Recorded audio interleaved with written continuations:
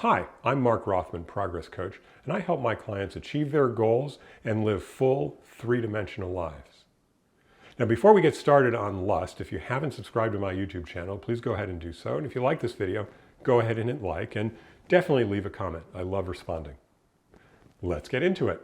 During the 1976 presidential election campaign, Jimmy Carter participated in a Playboy interview.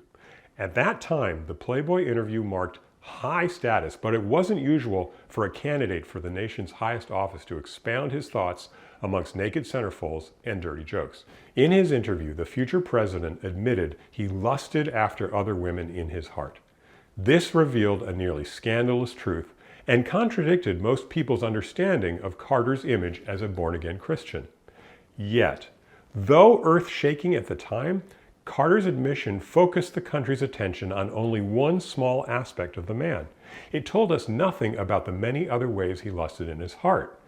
As much as sexual lust, when expressed, can inflict damage, the many other kinds of lust also create harm, mostly to ourselves.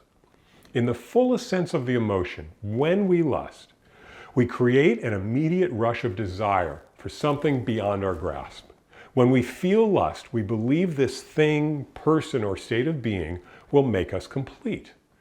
At its base, lust feeds on our dissatisfaction and our sense of the incompleteness of our lives. Lust flourishes in scarcity, not abundance. If we really believed in the completeness of our lives, just as they are, we would not desire anything else, not the pretty woman or the handsome man, the fancy car, or our neighbor's career path. Our awareness of ourselves as incomplete or in need serves a critical function.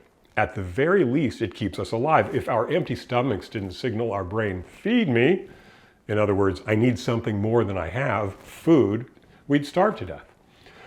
Our hunter-gatherer selves would never have killed bears and found edible plants.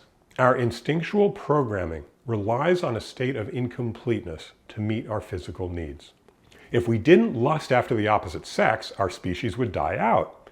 It makes sense, then, that we also can't maintain a psychological or emotional completeness. We lust to live.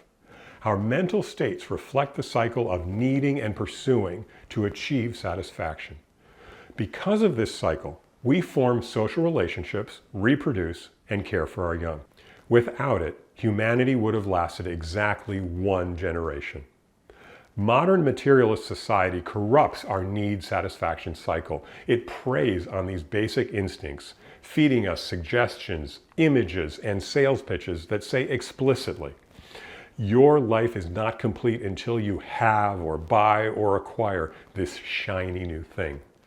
Pity the modern human being caught between biology and materialist society. No wonder we find ourselves lusting after so much. This lust, the kind everyone feels every day, corrodes us. Staying focused on what we have, on our personal path, and on the next indicated actions laid out in our lives becomes a Herculean spiritual task. We struggle to avoid the distractions calling out to our desiring selves. In Judaism, on Yom Kippur, the Day of Atonement, we read a long list of actions for which we ask forgiveness. Confused mind jumps out at me every year. A confused mind lacks clarity of its path. It cannot close out alternatives or multiple options. It wastes energy in contemplation or wish-fulfilling thinking. And its inability to keep focus leads to stagnation. We then need to atone, to correct, to amend our actions. The universe does not want us as stagnant beings. It wants us to move forward.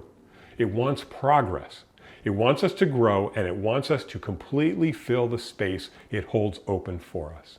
It wants us to match our actions to our true abilities. When we so desire another path in any area of our lives, when lust draws away our attention, for even just a moment, we spend energy in direction that do not serve us. At best, we stay small. At worst, we shrink from fulfilling our true potential. Can an Olympic sprinter think of anything but crossing the finish line if she wants a gold medal? Why would we aspire to anything less than gold in our daily lives? Ironically, Jimmy Carter's admission of lust in his heart may have helped him win the election. It provided a touchstone to his character that many voters could relate to. At times, we all want what we don't have. We all lust in our hearts. We can't change human nature, nor do we want to, since our desire for something more propels us forward. But we can meet the challenge to recognize our lust and own it, rather than allow it to own us. Thanks so much for watching. Please go ahead and subscribe to my YouTube channel if you haven't yet. If you like this video, go ahead and hit like, leave a comment. I want to be in touch, and I'll see you in the next video. Hey, thanks so much for watching. If you haven't yet, go ahead and hit the subscribe button. Hit the like if you liked the video. Definitely leave a comment. I really like replying and knowing what you think. And then you can find a link below to my website, markcoach.net.